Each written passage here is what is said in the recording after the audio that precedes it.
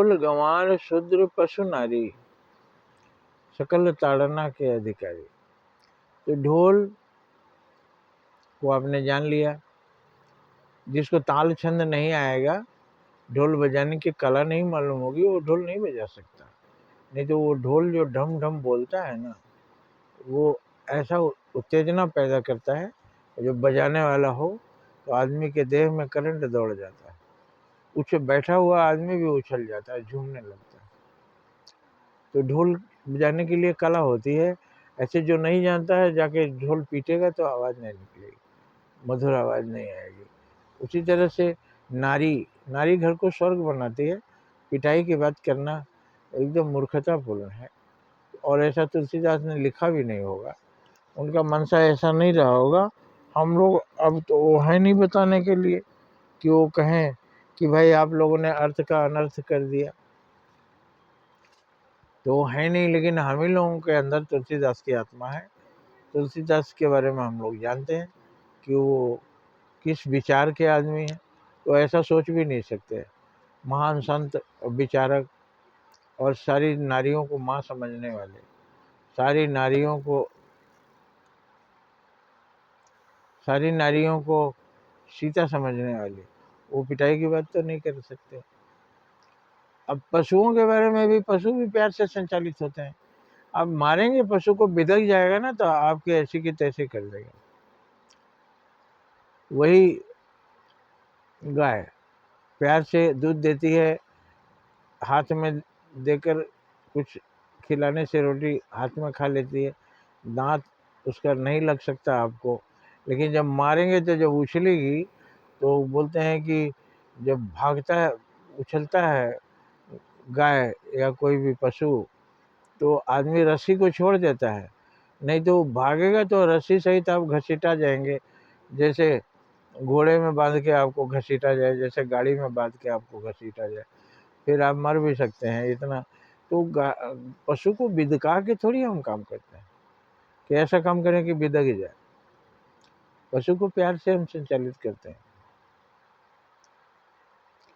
अब शूद्र और गंवार ये दोनों एक ही बात है। शूद्र हमारा छोटा भाई है, और कहें ब्राह्मण क्षत्रिय वैश्य शूद्र, तो ये चार भाई हैं, चारों बराबरी का दर्जा प्राप्त है। बाप अपने बच्चों में दो भाव नहीं करता। तो स्वयं मनु से भी जाके पूछिए कि आपने क्या ऐसा कहा था कि ब्राह्मण अपना पैर छूने के लिए कहे और उसको अस्पृश्य कहे, पैर भी न छूने दे, उसका सब कुछ शोषण कर ले, उसे गुलाम बना ले, उसे हल जोतवावे, उसे मैला उठवावे, उसे गांव की सड़कों पर झाड़ू लगवावे, और बदले में ऐसा दे कि वो मजदूरी की नमक रोटी से ज़्यादा न खा पावे।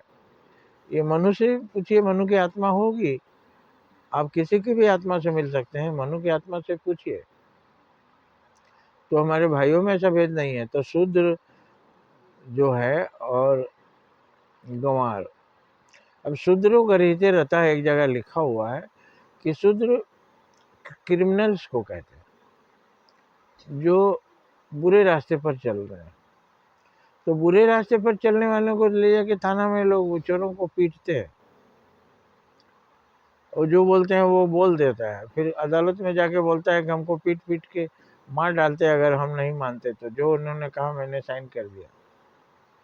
तो अदालत उसको काट देता है, अब फिर से बयान लेता है। तो चोर भी मारने से कहाँ सुधरते हैं। अंगुलीमाल को भगवान बुद्ध ने क्या मारपीट के सुधारा था? मारपीट करते तो अंगुलीमाल ही इनको मार डालता। वो तो प्यार में इतनी शक्ति है, ब्रह्मास्त्र है प्यार, जिसको कोई तोड़ सकता है लेकिन तोड़ेगा नहीं। राखी का धागा है प्यार। तो क्रिमिनल्स को भी प्यार से ही सुधारा जाता है।